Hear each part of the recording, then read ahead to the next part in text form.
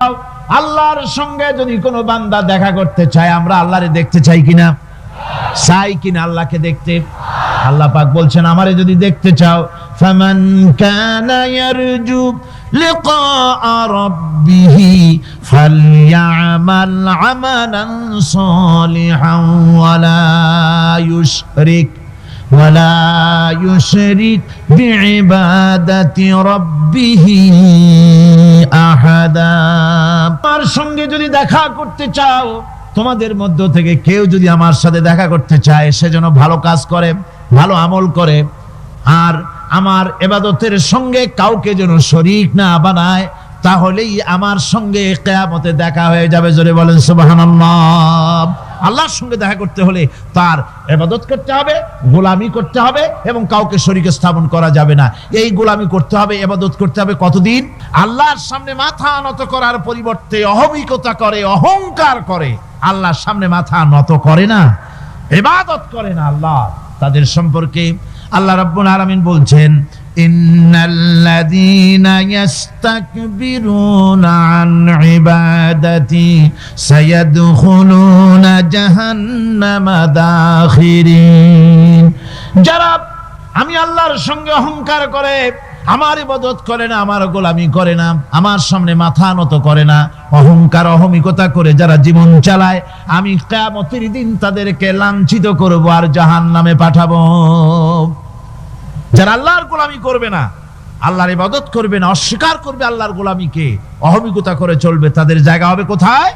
জাহান্নামের মধ্যে। সুতরাং মানুষের মর্যাদা বাড়ে আল্লাহর গোলামিতে। মর্যাদা বাড়ে কিসে? আল্লাহর গোলামিতে। গোলামি করলেই মর্যাদা বাড়বে। এই জন্য আল্লাহ পাক কোরআনের মধ্যে, কোরআনে কারীমের মধ্যে সবচাইতে মাহবুব, আল্লাহ পাকের মাহবুব বান্দাদের কথা যখন বলেছেন, তখন নাম নেন নাই, আব্দুন শব্দ ব্যবহার করেছেন, গোলাম বলেছেন, বান্দা বলেছেন। আমার বান্দা। বান্দা হচ্ছে মানুষের জন্য সবচাইতে বড় ডিগ্রি আল্লাহর পক্ষ থেকে। আলিম, উলামা, পীর, বুজুর্গ, সাহাবী, পেগম্বর, নবী, রাসূল, সবচাইতে বড় খিতাব হচ্ছে আব্দ। আল্লাহর গোলাম হওয়া, আল্লাহর প্রিয় ডাক হচ্ছে আব্দ।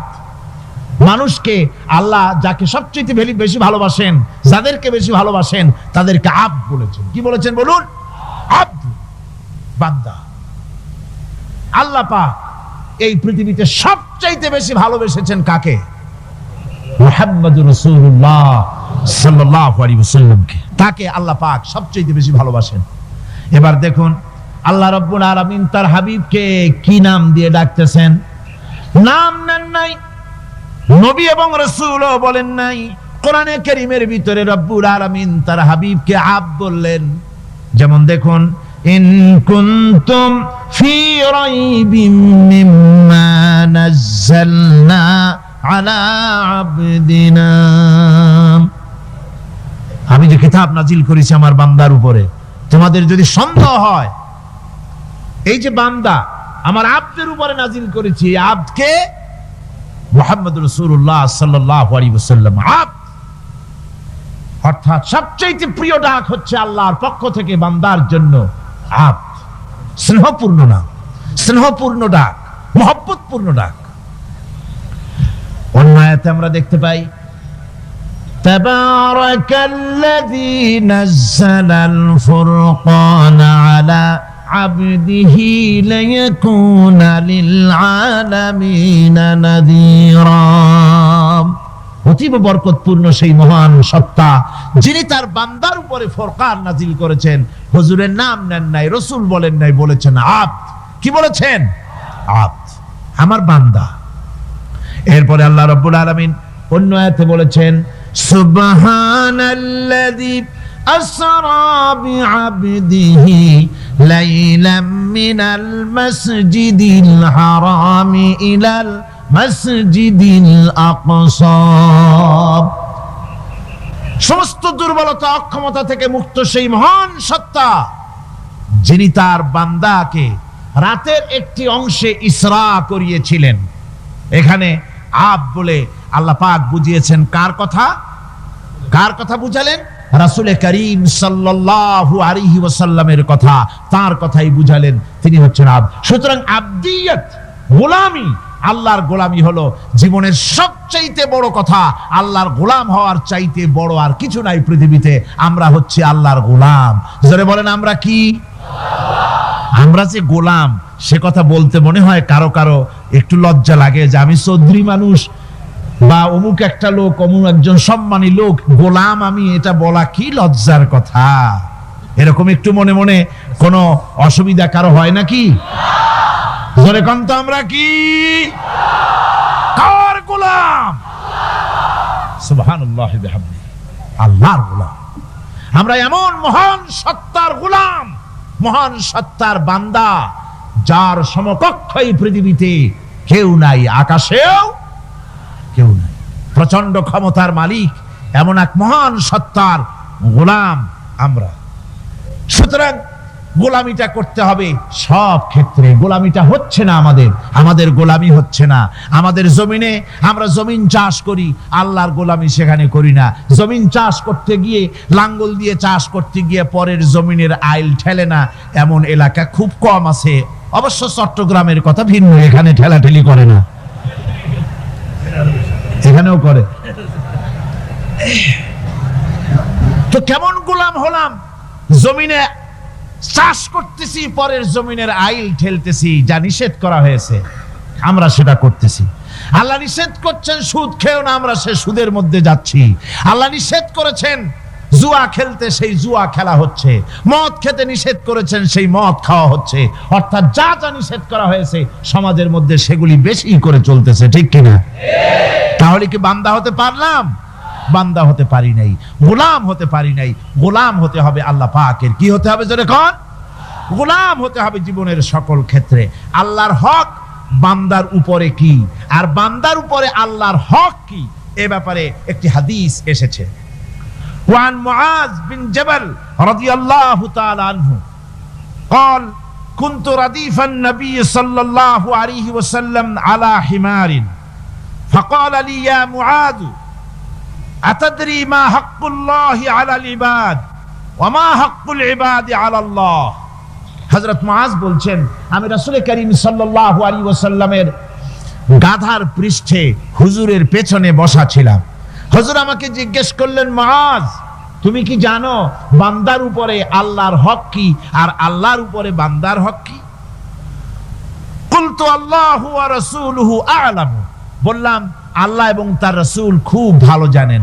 আমি কি করে জানবো? আল্লাহ এবং তার রাসূল খুব ভালো জানেন। ক্বালা হাক্কুল্লাহি আলাল ইবাদি আন ইয়াবুদুহু ওয়া লা ইউশরিকু বিহি শাইআ।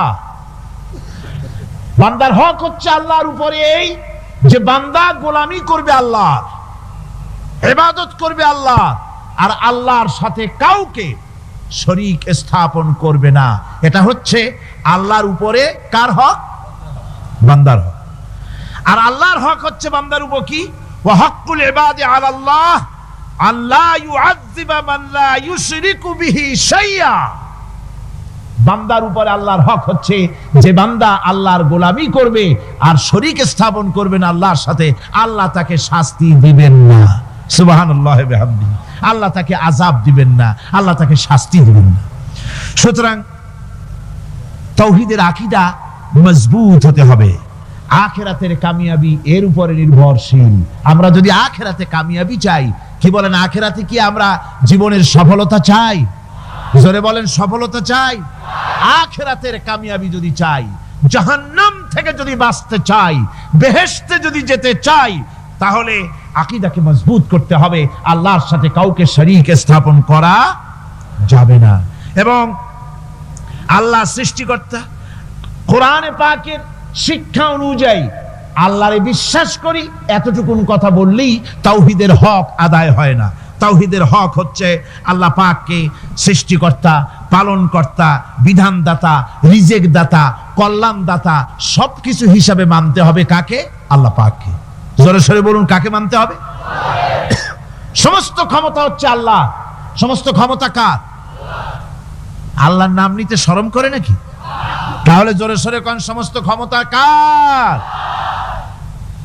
আল্লাহ রাব্বুল আলামিনের এত বড় ক্ষমতা, সাগরকে নগর বানাতে পারেন, নগরকে সাগর বানিয়ে দিতে পারেন, এতিমকে রাষ্ট্রের মালিক বানায় দিতে পারেন, ধনীকে গরিব বানায় দিতে পারেন, গরিবকে ধনী বানায় দিতে পারেন, মৃত্যুকে জিন্দা করতে পারেন, জিন্দাকে মৃত্যু করে দিতে পারেন, পথের লোককে ধরে প্রেসিডেন্ট বানায় দিয়া ফুলের মালা দিয়া গলা থেকে পা পর্যন্ত ভরে দিতে পারেন।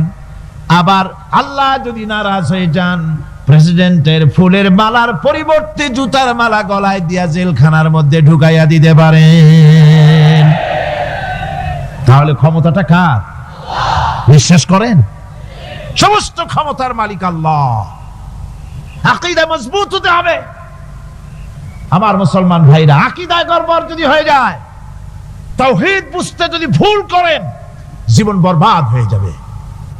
আর কিছু যদি না পারেন, অন্তত ঈমান ও আকীদাকে মজবুত করে যদি আল্লাহর দরবারে উঠতে পারেন, ফাকাদ ফাজা ফাওজান আযীমা, বিরাট কামিয়াবি আসবে কিয়ামতে। যদি আকীদাটাকে মজবুত করে না ওঠা যায় আল্লাহর দরবারে। সেজন্য আমি কোরআন আমাদেরকে কি শিখালো সেই কথাই বলছি। আল্লামাল কোরআন, কোরআন কি শিখায়ছে? তাবিজ শিখায় নাই।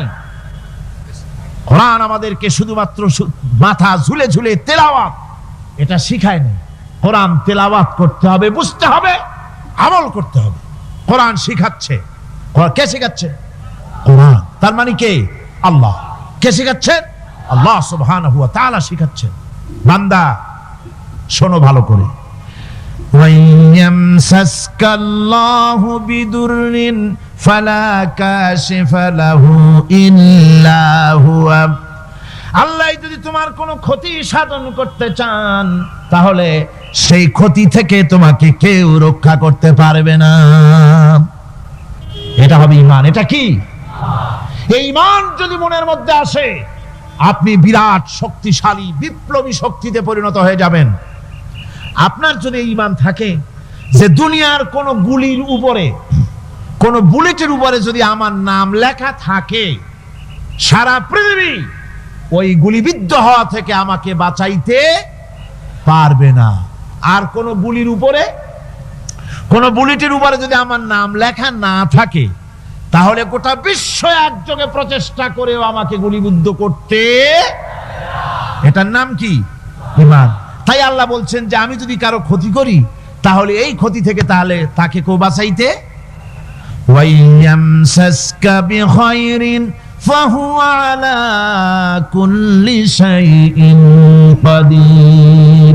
আর আল্লাহ রাব্বুল আলামিন যদি কারো কল্যাণ করতে চান, তাহলে তার কল্যাণকে কেউ ফিরায় দিতে পারে না। কল্যাণ থেকে কেউ তাকে কল্যাণ থেকে মাহরুম করে দিতে পারে না। তার মানে হলো, আল্লাহ যদি কাউকে চুল ধরে, মাথা ধরে, কল্লা ধরে উপরের দিকে টানে, আর দুনিয়া যদি তার পাও ধরে নিচের দিকে টানে, তাহলে দুনিয়া পারবে? পারবে?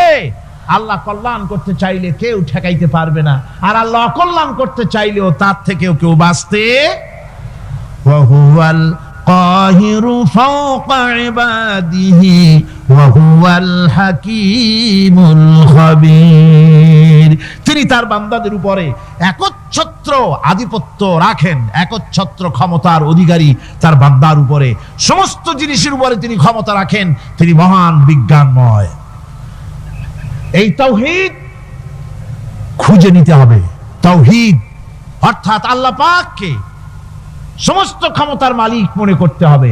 দেখুন, আমাদের জাতির পিতা কে? আমাদের জাতির পিতা মনে আছে তো? ভুল টুল করেন না তো? ভুল টুল করবেন না। আমাদের জাতি আত্মভোলা, মাঝে মধ্যে ভুল টুল করে বসে, আন্দাজে ভান্দাজে একটা বানায় বসে। আসলে জাতির পিতা মুসলমানদের কে? ইব্রাহিম আলাইহিস সালাম তাওহীদকে খুঁজছেন। এই কোরআন শরীফ আল্লাহ পাক বলছেন তাওহীদ তালাশ করতেছেন। কে স্রষ্টা? সর্বোচ্চ ক্ষমতার মালিক কে? হযরত ইব্রাহিম আলাইহিস সালাম তার এই তাওহীদ খোঁজার, তাওহীদ অন্বেষণ কাহিনীটাকে রব্বুল আলামিন কোরআনে কারীমের ভিতরে জায়গা দিয়ে দিলেন দুনিয়ার মানুষকে বোঝাবার জন্য, শোনাবার জন্য। ফালাম্মা জান্না আলাইহিল লাইলু রাআ কাওকাবান ক্বালা হাযা রাব্বী।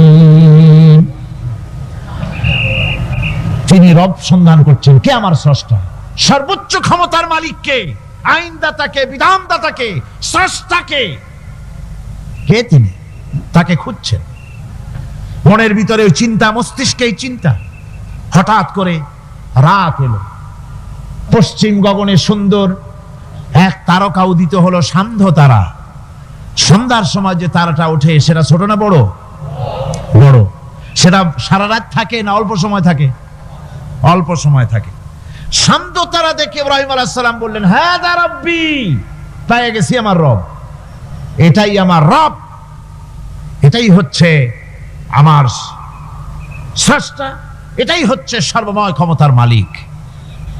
আল্লাহ পাক বলেন, ইব্রাহিম আলাইহিস সালাম তাকিয়ে থাকলেন। কিছুক্ষণ পরে এই তারকা যখন অস্তমিত হয়ে গেল, ইব্রাহিম আলাইহিস সালাম তখন বললেন, ফালাম্মা আফালা ক্বালা লা উহিব্বুল আফিলিন। যে জিনিস অস্তমিত হয়ে যায় তাকে আমি মহব্বত করি না, পছন্দ করি না, সে রব হতে পারে না। যে রব হবে তার আবার উদয়স্ত কিসের? কিছুক্ষণ পরে চন্দ্র উদিত হলো, চাঁদ দেখে ইব্রাহিম আলাইহিস সালাম বললেন, ফালাম্মা রাআল কমারা বাযিগান ক্বালা হাযা রাব্বি। চাঁদ দেখে বললেন, এটাই আমার রব, এটাই আমার স্রষ্টা, এটাই আমার বিধানদাতা। ফালাম্মা আফালা ক্বালা লাইন লাম ইয়াহদিনি রাব্বি লাআকুনান্না মিনাল কওমিদ যালিমিন। চাঁদ যখন অস্তমিত হয়ে গেল, ইব্রাহিম আলাইহিস সালাম তখন বললেন, আমার প্রকৃত পক্ষের যিনি প্রভু, যিনি আমার রব, তিনি যদি আমারে সত্যিকারের পথ না দেখান তাহলে আমি গোমরাহ হয়ে যাব, গোমরাহদের পথভ্রষ্টের অন্তর্ভুক্ত হয়ে যেতে পারি। চিন্তা করতেছেন আমার রবকে। তারকা দেখলাম অস্তমিত হয়ে গেল, চাঁদ দেখলাম ডুবে গেল, তাহলে আমার রবকে।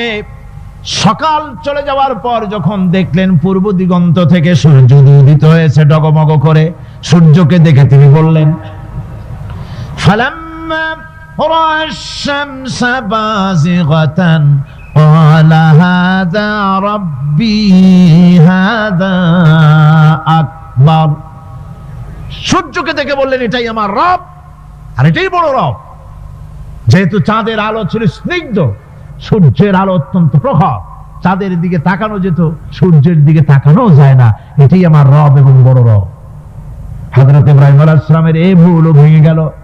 সন্ধ্যার আগমনে সূর্য যখন অস্তমিত হয়ে গেল, ইব্রাহিম আলাইহিস সালাম তখন ঘোষণা করলেন, ফালাম্মা আফালাত ক্বালা ইয়া কওমি ইন্নী বারিউম মিম্মা তুশরিকুন। সূর্য অস্তমিত হয়ে গেলে পরে তিনি বললেন, ইয়া কওমে, ও আমার জাতি, তোমরা যে জিনিস দিয়ে শিরক করো আল্লাহ রাব্বুল আলামিনের সাথে, আমি তার থেকে সম্পূর্ণ মুক্ত, আমি তোমাদের অন্তর্ভুক্ত, মুশরিক নই। আমার রবকে আমি চিনে ফেলেছি, সুবহানাল্লাহ, আমার রবকে আমি চিনেছি। ইব্রাহিম আলাইহিস সালাম ঘোষণা করলেন, ইন্নী ওয়াজ্জাহাতু ওয়াজহিয়া লিল্লাযী ফাতারাস সামাওয়াতি ওয়াল আরদা হানিফা। জানেন আপনারা এটা? পড়েন, ইন্নী ওয়াজ্জাহাতু ওয়াজহিয়া লিল্লাযী ফাতারাস সামাওয়াতি ওয়াল আরদা হানিফা ওয়া মা আনা মিনাল মুশরিকিন।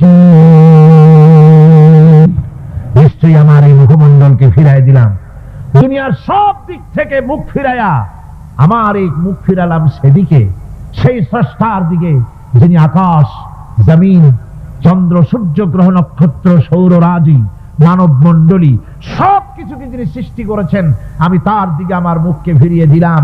তিনি ছাড়া কোনো রব নাই, প্রভু নাই, আর আমি মুশরিকদের অন্তর্ভুক্ত নই। হযরত ইব্রাহিম আলাইহিস সালাম তাওহীদকে বুঝে ফেললেন, আল্লাহকে চিনে ফেললেন। আমার বন্ধুগণ, আজ মুসলমান হয়ে আমরা আল্লাহকে চিনতে পারি নাই, আল্লাহর ওয়াহদানিয়তকে আমরা বুঝতে পারি নাই। একদিকে আমরা মুসলমানও, আর একদিকে আমরা মূর্তিও গড়ি, আবার মূর্তির পূজাও আমার মুসলমানেরা করে থাকে। জোরে কোন নাউযুবিল্লাহ। ভাস্কর্যের নাম করে মূর্তি তৈরি করা হচ্ছে বিভিন্ন জায়গায়, হচ্ছে না? আমার ভাইয়েরা, ভাস্কর্যের নাম করে, চেতনার নাম করে শহরে শহরে বিশ্ববিদ্যালয়ের অঙ্গনে মূর্তি বানানো হতেছে, আর বলা হচ্ছে অমুক চেতনা, এটা অমুকের চেতনা, তমুকের চেতনা, এটা ভাস্কর্য বলা হতেছে। আসলে সমস্ত মূর্তি হতেছে মূর্তি। এই মূর্তিগুলি বিনাশ করার জন্যই আল্লাহর নবী এসেছিলেন। হুজুরকে প্রশ্ন করা হয়েছে, লিমা বয়স্তা, কেন প্রেরিত হয়েছেন, দুনিয়ায় কেন এসেছেন? নবী বলেছেন, বয়স্তুরে কাসরিল আসনাম, এসেছি পৃথিবীর বুকে মূর্তি বিনাশ করার জন্য। জোরে বলেন সুবহানাল্লাহ। মূর্তি ধ্বংস করার জন্য এসেছি। আল্লামা ইকবাল, বিশ্ব কবি, কবি সম্রাট আল্লামা ইকবাল বলছেন, বুত সেকন উঠে গে বাকি জু রহে বুতগর হ্যাঁ, बुत शकन उठ गए बाकी जू रहे बुतगर है, था बिराहिम पिदर और पिसर आजर है। बुत शकन उठ गए, যারা প্রতিমা ভাঙতে এসেছিল পৃথিবীতে তারা বিদায় হয়ে গিয়েছেন। আজকে যারা বেঁচে আছে তারা ইসলামের নামে, মুসলমানের নামে প্রতিমা তৈরি করছে, মূর্তি তৈরি করছে। था बिराहिम पिदर और पिसर आजर है। এক সময় ছিল এমন যখন আজরের ঘরে ইব্রাহিম পয়দা হয়েছে, আর আজ ইব্রাহিমের ঘরে আজর পয়দা হচ্ছে। বন্ধুগণ, আল্লাহর ইবাদত পরিপূর্ণভাবে আল্লাহর জন্যই হতে হবে। মূর্তির সাথে, মূর্তি তৈরি করার সংস্কৃতির সাথে মুসলমানদের কোনো সম্পর্ক থাকতে পারে না। জোরে বলেন, পারে? পারে না। বিশ্ববিদ্যালয়ের অঙ্গনে, রাস্তার মোড়ে মোড়ে চেতনার নাম করে মূর্তি যারা বানাচ্ছেন গায়ের জোরে, আল্লাহর কসম, আল্লাহর দরবারে উঠতে হবে একদিন, সেদিন মজা টের পাবে। কারে বলে চেতনা? মূল চেতনা তো সেদিন জাগ্রত হবে। আজকে তো আসল চেতনা আসে নাই, চেতনা হবে সেই দিন। চেতনা কারে কয়? চেতনা কত প্রকার এবং উহা কি কি উদাহরণ শহরে বুঝাইয়ে দেওয়া হবে। আমার ভাইরা, মাথা জায়গায় যেয়ে দেখবেন কি, শুধু মাথাই দেখবেন, আপনারও একটা মাথা, দেখবেনও মাথা। আল্লাহ পাক তো গোটা ময়দান ভরে দিয়েছেন, আলহামদুলিল্লাহ। আমি প্রথম দিন বলেছিলাম, কোরআনের মাহফিলের চাইতে শ্রেষ্ঠ মাহফিল আল্লাহর আকাশের নিচে জমিনের উপরে আর নাই। হাদিস শরীফের ভিতরে এসেছে, এই মাহফিলে যখন আপনি আসতেছিলেন, হাজার হাজার ফেরেশতা আপনার পেছনে পেছনে এসেছে, আপনার আমলনামায় নেকি লিখেছে। রাসূলুল্লাহ বলছেন, বান্দারা যখন কোরআন শোনার জন্য, আল্লাহর জিকিরের জন্য, কোরআনের জন্য যখন বসে যায়, আল্লাহর রহমতের ফেরেশতারা মাহফিলের চতুর্দিকে তারা ঘিরে দাঁড়িয়ে যায় আকাশ পর্যন্ত। এই মাহফিল ঘেরাও হয়ে আছে ফেরেশতা দিয়া। কি দিয়া? কার কথা? আল্লাহ রাসূলের কথা। ফেরেশতা দিয়ে গোটা মাহফিল ঘেরাও হয়ে আছে, আকাশ পর্যন্ত তারা দাঁড়িয়ে আছে। ফেরেশতারা বলতে থাকে, রব্বুল আলামিন, তোমার বান্দারা যতক্ষণ রাস্তায় ছিল ততক্ষণ নেকি লিখেছি, এখন মাহফিলে বসে গেছে, এখন কি করি? আল্লাহ পাক বলেন, আমার ফেরেশতারা, আমার বান্দারা যতক্ষণ মাহফিলে বসে থাকবে, ওদের প্রত্যেক শ্বাস এবং প্রশ্বাসের বিনিময়ে 10-10 করে নেকি লিখতে থাকো। প্রত্যেকটি শ্বাস প্রশ্বাসের বিনিময়ে নেকি লেখা হচ্ছে। সুবহানাল্লাহ। আপনারা পাড়ায় জান্নাতে বসে আছেন। মাজালিসুল ইলম হিয়া রাউদাতুম মিন রিয়াদিল জান্নাহ, এটা জান্নাতের টুকরায় আপনারা বসে আছেন। জোরে কোন সুবহানাল্লাহ। কারো বাপের কথা বলা হচ্ছে না, কার্ল মার্কসের কথা নয়, লেনিনের কথা নয়, পৃথিবীর কোন মানুষের কথা নয়, কথা হচ্ছে আমার আল্লাহর কথা। কার কথা? আর হচ্ছে তার হাবিব বিশ্ব নবী জনাব মুহাম্মদ রাসূলুল্লাহ সাল্লাল্লাহু আলাইহি ওয়াসাল্লামের কথা। আমার ভাইয়েরা, সুতরাং তাওহীদ, তাওহীদকে বুঝতে হবে, বিশ্বাস করতে হবে, তাওহীদের উপরে জীবন গড়তে হবে। তাওহীদ হচ্ছে বিশ্ব মানবতার জন্য ঐক্যের প্রতীক। তাওহীদই পারে বিশ্ব মানবতাকে ঐক্যবদ্ধ করতে, আর কোনো জিনিসই পারে না। আমার ভাইরা, কোরআনে কারীম বলছে, কুল ইয়া আহলাল কিতাবি তাআলাউ ইলা কালিমাতিন সাওয়াইন বাইনানা ওয়া বাইনাকুম আল্লা না'বুদা ইল্লাল্লাহ। ঐক্যের কথা, বিশ্বব্যাপী মানব মণ্ডলীর ঐক্যের কথা,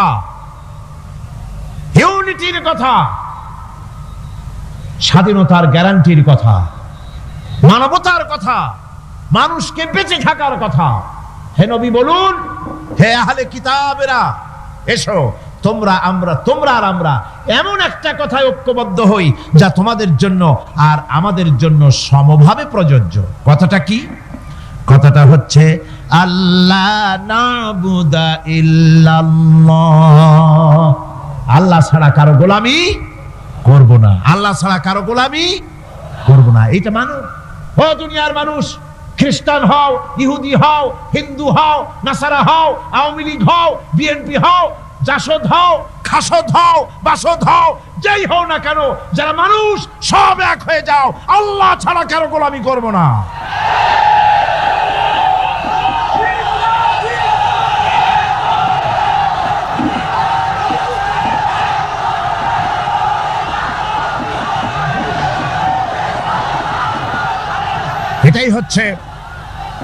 এটাই হচ্ছে আল্লাহ পাকের পক্ষ থেকে গোটা বিশ্ব মানবতার ঐক্যের বাণী, বিশ্ব মানবতার ঐক্যের কথা। আল্লাহ না'বুদা ইল্লাল্লাহ, আল্লাহ ছাড়া কারো গোলামি করব না। এই কথা মানতে কারো অসুবিধা আছে? তিনি স্রষ্টা সুবহানাহু ওয়া তাআলা। তিনি বলছেন, পৃথিবীর মানুষেরা তোমাদের সৃষ্টি করেছি আমি, সুতরাং ঘোষণা করো আল্লাহ ছাড়া কারো গোলামি করব না। সকলের জন্য কি সুন্দর কথা, সাওয়াইম বাইনানা ওয়া বাইনাকুম, তোমাদের জন্য আর আমাদের জন্য সমান। তোমরাও আল্লাহরে মানো, আমরাও আল্লাহরে মানি, সুতরাং আল্লাহর গোলামি করতে অসুবিধা কোথায়? ওয়ালা নুশরিকা বিহি শাইআ, আর আল্লাহর সাথে কারো শরীক স্থাপন করো না। ওয়ালা ইয়াত্তাখিযা বা'দুনা বা'দান আরবাবাম মিন দুনিল্লাহ, আর আল্লাহ ছাড়া কাউকে রব বলে মেনে নেব না, সুপার পাওয়ার বলে মেনে নেব না, আইনদাতা বিধানদাতা হিসেবে মেনে নেব না। এই কথা যদি জগৎবাসী স্বীকার করত, আপনার স্বীকার করলে পরে ইউএনও লাগবে না, ইউনাইটেড নেশনস অর্গানাইজেশন লাগবে না, সেন্টো লাগবে না, সিয়াটো লাগবে না, আসিয়ান লাগবে না, সার্ক লাগবে না, কিচ্ছু লাগবে না। এই তিনটা কথা মানলেই সারে দুনিয়াবাসী। কয়টা কথা? আজকে শান্তি হয়ে গেছে পৃথিবীর মানুষের কাছে। সোনার হরিণ, সোনার হরিণ আছে নাকি? নাই। সোনার হরিণ যেমন ঘোড়ার ডিম, ঘোড়ার ডিম বোঝেন তো, নামে আছে কাজে নাই। সোনার হরিণ ওই রকম। শান্তি আজকে পৃথিবীর মানুষের কাছে সোনার হরিণ। শান্তির জন্য কত চেষ্টা করলো পৃথিবীর মানুষ।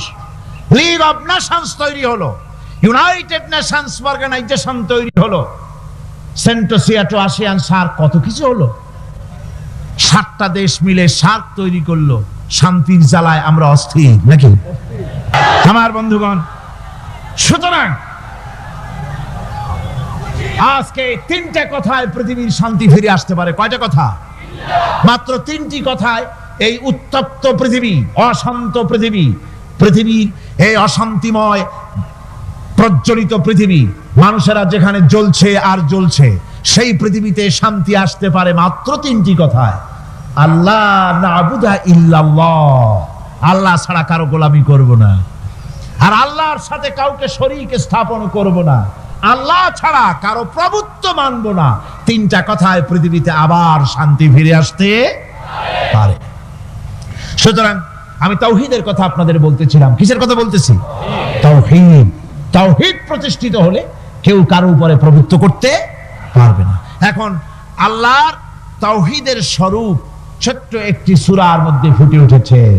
আল্লাহর প্রভুত্ব কায়েম হলে অসুবিধা হয় না কেন? কারণ হলো দুনিয়ায় মানুষ যত আছে সমস্ত মানুষের দুর্বলতা আছে। আছে তার দুর্বলতা। আমি এই দৃষ্টান্তটা আরো এক বছর মনে হয় এখানে দিয়েছিলাম, আবারও বলি।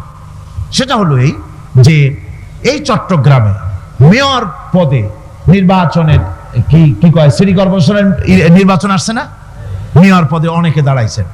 দাঁড়ায়া সব নির্বাচনী ওয়াদা করছেন। কেউ বলছে চট্টগ্রামকে সোনা দিয়ে মুড়িয়ে দেব, কেউ বলছে চিটাগং শহরকে আপনাদের লোকটা ফিশার কেনা লাগবে না, বাড়ি বাড়ি পৌঁছায় দেবো, শুটকি মাছ খাওয়াই দেবো খুব ভালো করিয়া, রাস্তাঘাটের অভাব হবে না, আনন্দের চোটে, ফুর্তির চোটে, আরামের চোটে শুধু শীত হয়ে মরবেন। বুঝলেন? নানান রকমের ওয়াদা করছেন তারা। এই নির্বাচনী ওয়াদা করা হচ্ছে। আজ একজন মেয়রকে যদি দায়িত্ব দেওয়া হয় যে চট্টগ্রামে 6 বছরের যত বাচ্চা আছে এই বাচ্চাদের মধ্যে কমলা লেবু বিতরণ করতে দায়িত্ব দিলাম আপনাকে, আপনি একজন মেয়র পদ প্রার্থী, 40 ট্রাক কমলা সিলেট থেকে আনা হয়েছে, সব বাচ্চাদেরকে 6 বছরের বাচ্চাদেরকে একটা একটা করে দিবেন। এই কমলা বিতরণ করতে গিয়ে যদি দিতে দিতে যখন তিনি দেখবেন যে ওনার নিজের ছেলে সামনে এসেছে, বোনের ছেলে সামনে এসেছে, ভাইয়ের ছেলে সামনে এসেছে, তখন অন্যের চাইতে নিজের ছেলেকে, বোনের ছেলেকে 2টা কমলা বেশি দিতে ইচ্ছে করবে না? করবে কিনা? সামান্য কমলা বিতরণ করতে গিয়ে যদি বোনের ছেলেকে নিজের ছেলেকে বেশি দিতে ইচ্ছে করে, সেই মানুষের হাতে দেশের আইন তৈরি করার, সংবিধান তৈরি করার দায়িত্ব পৃথিবীতে কোথাও দেওয়া যেতে পারে না। এই জন্যই আইন তৈরি করেছেন এমন সত্তা যার ছেলে নাই, যার মেয়ে নাই, যার বউ নাই, যার আত্মীয় স্বজন নাই। সুবহানাল্লাহ বিহামদি। তিনি কে? আল্লাহ রাব্বুল আলামিন নিজের এই তাওহীদের কথাটা ছোট্ট সূরার ভিতরে ফুটায় তুলেছেন। কুল হুয়াল্লাহু আহাদ। জানেন কিনা? পড়েন সবাই। কুল হুয়াল্লাহু আহাদ আল্লাহুস সামাদ লাম ইয়ালিদ ওয়া লাম ইউলাদ ওয়া লাম ইয়াকুন লাহু কুফুয়ান আহাদ। হে নবী, আপনি বলে দেন আল্লাহ এক এবং একক, তিনি নিরঙ্কুশ, তার কোন সন্তানই কাউকে জন্ম দেন নাই, তাকেও কেউ জন্ম দেয়নি, আকাশ এবং জমিনে তার সমকক্ষ কেউ নাই।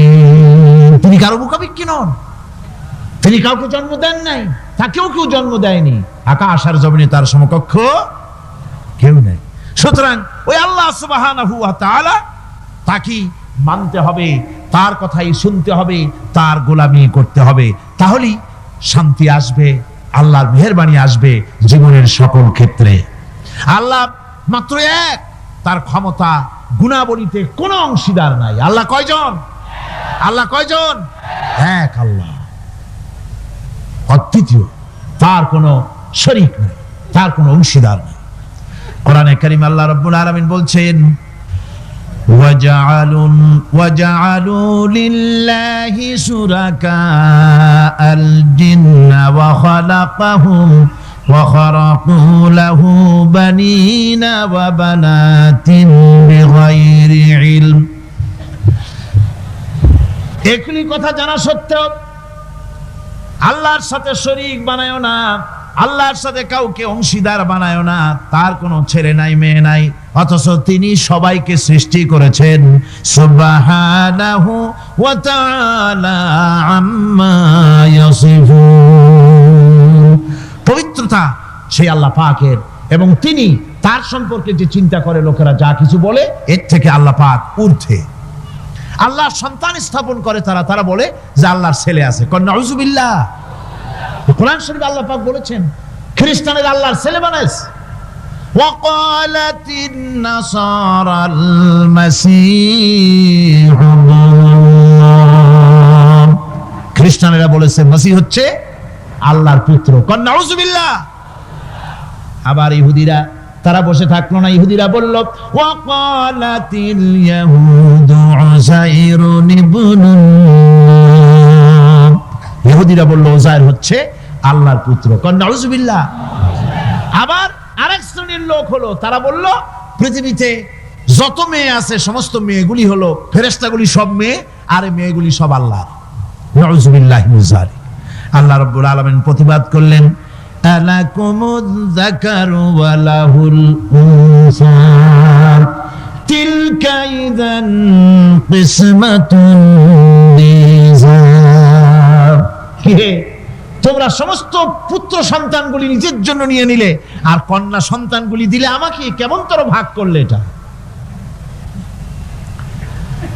আল্লাহ পাকের কোনো সন্তান নাই, আল্লাহ রাব্বুল আলামিনের কোনো সন্তান নাই, স্ত্রী নাই, পুত্র নাই, কেউ নাই। আল্লাহ পাক বলেন বাদিউস সামাওয়াতি ওয়াল আরদ, আসমান এবং জমিনের উদ্ভাবক হচ্ছেন তিনি। আন্না ইয়াকুনু লাহু ওয়ালাদুন ওয়া লাম তাকুন লাহু সাহিবা। তিনি তো, তার সন্তান হবে কি করে? তার তো জীবন সঙ্গিনী নাই, তার তো স্ত্রী নাই। আল্লাহ বলছেন আমার তো স্ত্রী নাই, অথচ তোমরা আমার সন্তান বানাচ্ছ। অথচ আমি সবকিছুকে সৃষ্টি করেছি, সবকিছুর স্রষ্টা কে? যালিকুমুল্লাহু রাব্বুকুম লা ইলাহা ইল্লা হুয়া খালিকু কুল্লি শাইইন ফা'বুদুহু ওয়া হুয়া আলা কুল্লি শাইইন কাদির। যালিকুমুল্লাহু রাব্বুকুম, তিনি, এই হচ্ছে তোমাদের আল্লাহ, তিনি তোমাদের রব, তিনি ছাড়া কেউ নাই, সব কিছুর স্রষ্টা তিনি, তারই ইবাদত করো। সব জিনিসের উপরে একমাত্র তিনি ক্ষমতা রাখেন, তার চাইতে ক্ষমতাশীল, ক্ষমতাধারী, শক্তিশালী পৃথিবীতে আর কেউ হতে পারে না। আমার বন্ধুগণ, আল্লাহ রাব্বুল আলামিনের শক্তি, তার ক্ষমতার কথা আল্লাহ পাক আরেকটি আয়াতের মধ্যে বলেছেন, যে আয়াতটা নামাজের পরে আমরা পড়ি। কি আয়াত কোন তো? বলতে পারবেন? প্রত্যেক নামাজের পরে পড়ি আয়াতুল কুরসি। আয়াতুল কুরসি এমন একটা আয়াত, এই আয়াতটি সম্পর্কে রাসূল করিম সাল্লাল্লাহু আলাইহি ওয়াসাল্লাম বলেছেন, ফরজ নামাজের পরে, প্রত্যেক ফরজ নামাজের পরে যে ব্যক্তি আয়াতুল কুরসি পড়বে, আল্লাহ রাব্বুল আলামিন কিয়ামতের দিন আল্লাহর তার প্রতি দায়িত্ব হবে একটাই, যে আল্লাহ পাক ওই ব্যক্তিকে জান্নাত দিয়ে দিবেন। সুবহানাল্লাহ। কেন? এই আয়াতের মধ্যে কি আছে? এই আয়াতে আছে আল্লাহ পাকের তাওহীদের কথা স্পষ্ট করে বলা হয়েছে। আল্লাহু লা ইলাহা ইল্লা হুয়াল হাইয়ুল কাইয়্যুম। পড়েন সবাই, আল্লাহু লা ইলাহা ইল্লা হুয়াল হাইয়ুল কাইয়্যুম। আল্লাহ তিনি, যিনি ছাড়া কোনো ইলাহ নাই, তিনি সদা জাগ্রত, তিনি চিরঞ্জীব। লা তাখুযুহু সিনাতুন ওয়ালা নাওম। আল্লাহ ঘুমায়, আল্লাহ তন্দ্রা যান, আল্লাহ জিমায়, আল্লাহর জিমানি নাই, আল্লাহর তন্দ্রা নাই, আল্লাহ ঘুমান না। সুবহানাল্লাহি ওয়া বিহামদিহি। অহরহ তার সামনে রয়েছে গোটা পৃথিবী, গোটা আকাশ জমিন, সমস্ত সৃষ্টি জগৎ তার সামনে। তিনি ঘুমান না, তার কোনো তন্দ্রা নাই, তার কোনো নিদ্রা নাই। আল্লাহ কোথায় আছে? আল্লাহ কোথায়? এটি আকীদার প্রশ্ন, এটি আকীদার প্রশ্ন। আপনাকে বুঝতে হবে, জানতে হবে আল্লাহ কোথায়। আল্লাহ পাক হচ্ছেন আলাল আরশি ইস্তাওয়া। আল্লাহ পাক আরশে আজিমে সদা সর্বত্র বিরাজিত। এ কথার অর্থ কি? এটার অর্থ হলো আল্লাহ পাকের ইলম মুহাইয়া করে রেখেছে গোটা সৃষ্টি জগৎকে, তার ইলমের ভিতরে রয়েছে সব। কথা বুঝতে পেরেছেন? যদি বলেন আল্লাহ সব জায়গায় আছে, তাহলে তো পানির মধ্যে, বাথরুমের মধ্যে, ঘরের মধ্যে, সব জায়গায় আল্লাহ পাককে থাকতে হয়। যে সব জায়গা অবাঞ্ছনীয়, অবান্তর জায়গা, সে সব জায়গায় আল্লাহকে থাকতে হয়। মূল কথা হচ্ছে আল্লাহ সব জায়গায় আছেন। তার অর্থ আল্লাহ পাক আরশের উপরে আছেন, আরশ ইস্তাওয়া, তিনি সর্বত্র বিরাজমান। এই কথার অর্থ হলো আল্লাহর ইলমে, আল্লাহর জ্ঞানের মধ্যে, আল্লাহর নজরের সামনে, আল্লাহর চোখের সামনে গোটা সৃষ্টি জগৎ রয়েছে। সুবহানাল্লাহ ওয়া বিহামদিহি।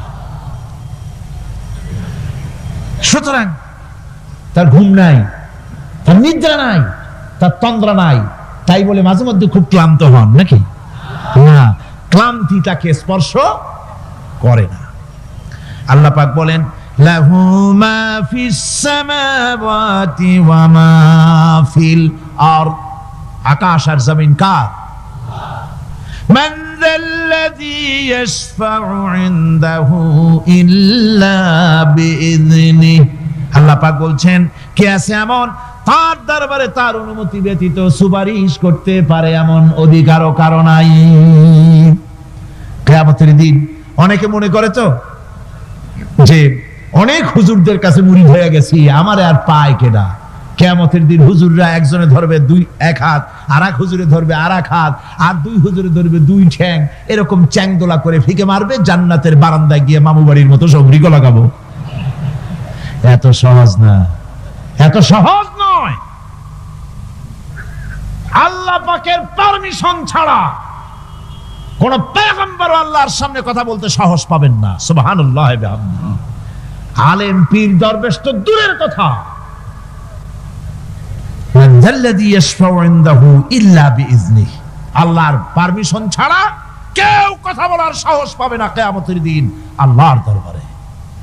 সুতরাং অন্যের উপরে নির্ভর করবেন না, যত বড় পীর হোক অন্যের উপরে নির্ভর করবেন না, নির্ভর করবেন আমলের উপরে। আমল কিসের উপরে? আমল। আমল তৈরি করতে হবে আর ভরসা করতে হবে রহমতের উপরে, আল্লাহর রহমত। কিসের উপরে? আল্লাহর রহমতের উপরে ভরসা করতে হবে। আমার ভাইরা, আল্লাহ পাক বলেন ইয়ালামু মা বাইনা আইদিহিম ওয়া মা খালফাহুম, বান্দার অগ্রপশ্চাৎ সবই তিনি জানেন, বান্দার সামনে পেছনে ডানে বামে সব খবর তিনি রাখেন।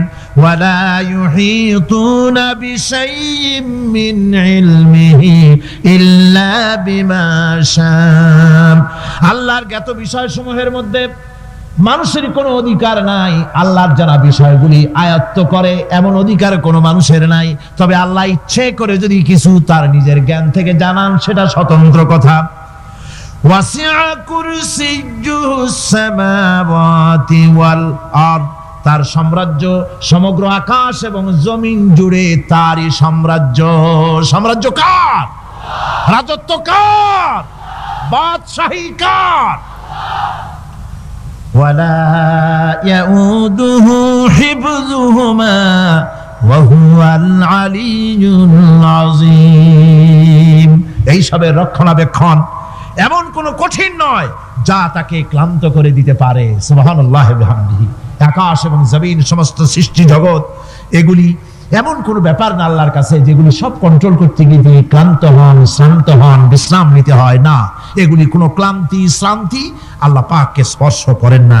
তিনি হচ্ছেন মহান, তিনি এক মহান সত্তা, মহান স্রষ্টা। আল্লাহর জ্ঞান এবং ক্ষমতা সর্বাধিক, সবচাইতে বেশি জ্ঞান এবং ক্ষমতা আল্লাহ সুবহানাহু ওয়া তাআলা। তার চাইতে বড় ক্ষমতা, তার চাইতে বেশি জ্ঞান আর কারো হতে পারে না। কোরআনে কারিমে আল্লাহর জ্ঞান এবং ক্ষমতা আর গুণাবলী সম্পর্কে আল্লাহ পাক বলছেন, এগুলি আমাদের জানা দরকার। আল্লাহকে শুধু আল্লাহ হিসেবে মানলে হবে না, তার গুণ জানতে হবে, তার ক্ষমতা জানতে হবে। আল্লাহর গুণ, আল্লাহকে বিশ্বাস করতে হবে তার গুণ সহকারে। আল্লাহর বিশ্বাস করবেন কি সহ? গুণ সহ। সাপকে ভয় করতে হবে তার বিষের জন্য, তার বিষ আছে, বিষ সহকারে ওকে ভয় করতে হবে। সাপকে বিষ সহকারে ভয় করতে হবে। বাঘকে আপনাকে আক্রমণ করতে পারে সেই ভয় করে আপনাকে বিশ্বাস করতে হবে।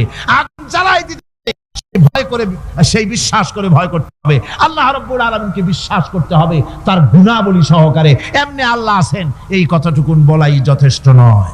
কোরআনে কারীম বলছে, হুয়াল্লাহুল্লাযী লা ইলাহা ইল্লা হুয়া আলিমুল গায়বি ওয়াশ শাহাদাতি হুয়ার রাহমানুর রহিম।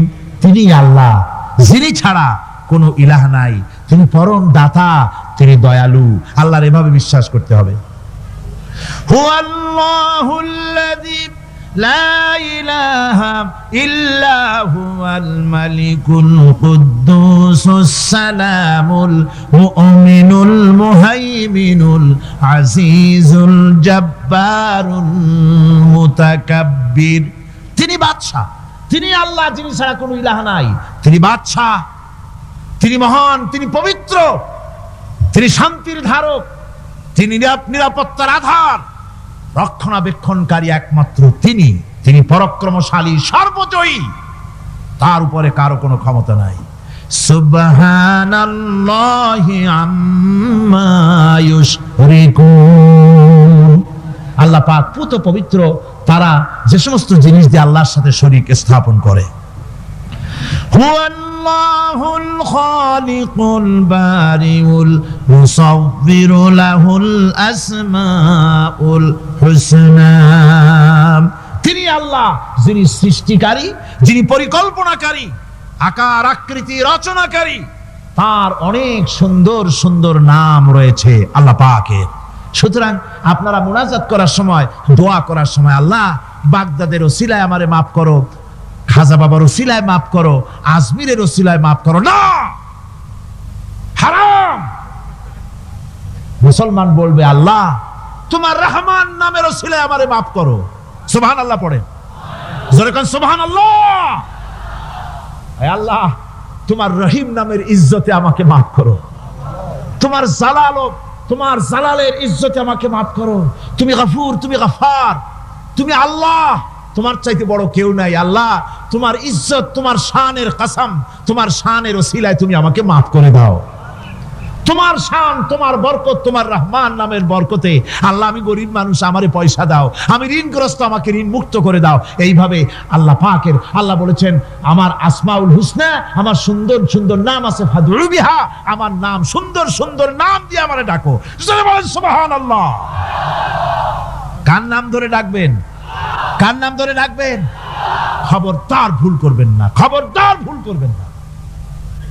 আল্লাহকে দিয়ে ডাকুন, আল্লাহর কাছে বলুন সব কথা। কাকে বলবেন? ইউসাব্বিহু লাহু মা ফিস সামাওয়াতি ওয়া মা ফিল ইউসাব্বিহু লাহু মা ফিস সামাওয়াতি ওয়াল আরদ ওয়া হুয়াল আজিজুল হাকীম। আসমান জমিনে যা কিছু আছে সব আল্লাহর পবিত্রতা ঘোষণা করছে, আল্লাহর তাসবিহ পড়ছে। তুমি শুধু গাফেল, তুমি আল্লাহরে ডাকো না। তোমার মরণ হয় গিয়ে কোথায় কবর আছে, মাজার আছে, ওই সব জায়গায় গিয়ে মরো আল্লাহরে থুইয়া। আজীব তামাশা, আজীব তামাশা। দুনিয়ার সব আল্লাহর জিকির করছে, আল্লাহর স্মরণ করছে, আল্লাহর তাসবিহ পড়ছে। জোরে কোন সুবহানাল্লাহ। আমার ভাইরা, আমরা কার কথা বলছি?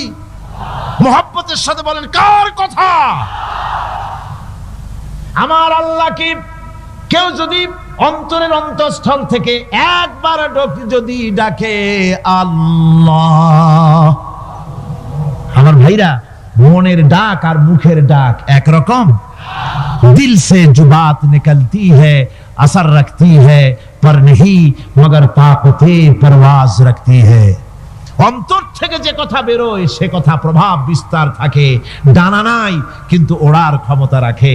অন্তর থেকে কথা বলা, মুখের কথা বলা আলাদা।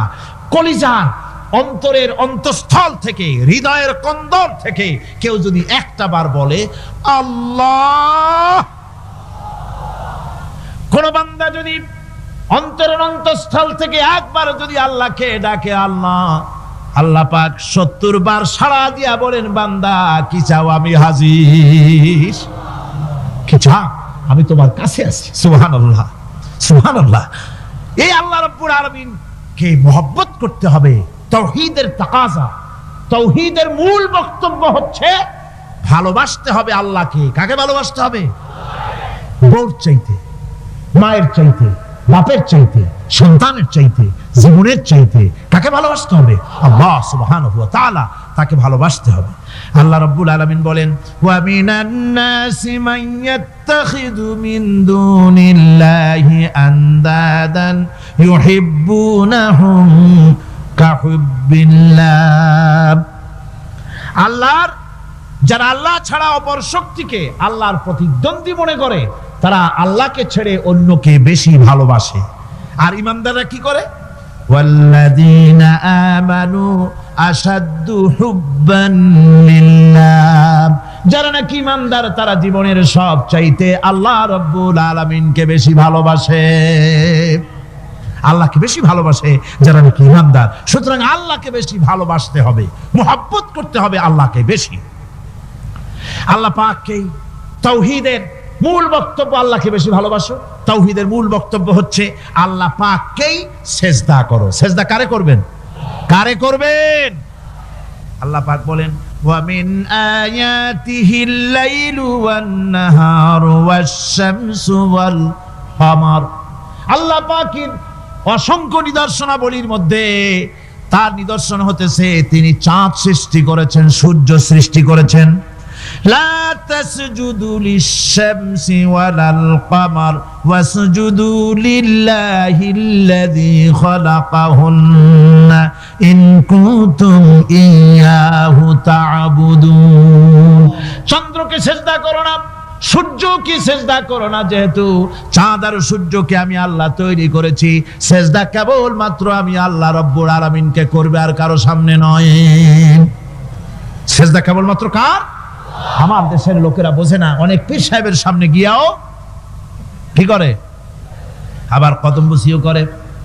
কদমবুসি করতে গিয়া সিজদার মতো হয়ে যায়, মাথা নিচু করে। যে ব্যক্তি কদমবুসি করতে গিয়া মাথা নিচু করলো আর যার করলো সে যদি বাধা না দিল, তাহলে সে কদমবুসি যে করলো আর বাধা যে দিল না, দুইজন কুফরির মধ্যে শামিল হয়ে গেল। সিজদা কাউকে করা যাবে না আল্লাহ ছাড়া। কাকে করতে হবে?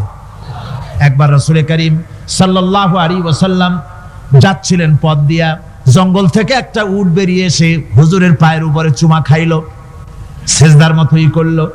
সাহাবায়ে কিরাম বলেন ইয়া রাসূলুল্লাহ, হে জঙ্গলি উটের কি খুশকিসমত, হুজুরের পায়ের উপরে চুমা খাইলো, মাথা লাগালো। হুজুর যদি অনুমতি দিতেন আপনার এই সিজদা দিয়ে আমরা ধন্য হতাম। নবীজি বলেন খবরদার, এই পৃথিবীর কোন মানুষকে সিজদা দিতে পারে না।